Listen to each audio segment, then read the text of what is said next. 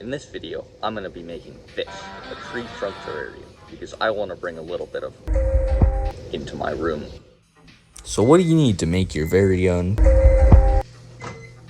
Well, you will need a container, tree bark, silicone, sphagnum moss.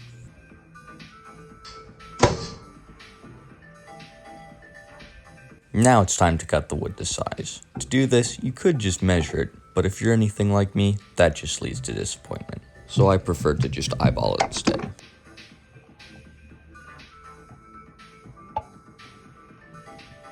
It's important for later there's a nice crack in between the two pieces of wood. Now apply the sticky white substance to the two pieces of wood.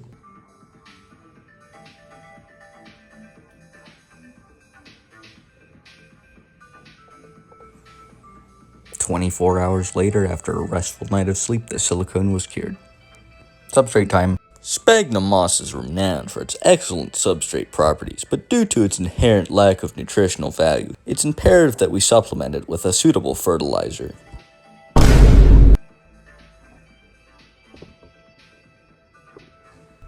Woohoo! Now it's time for moss.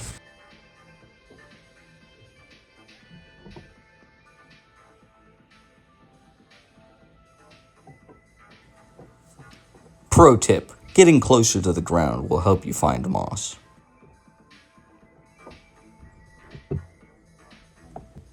This is the plant I'm using. It's called dragon's tongue, and this image represents how I feel about it.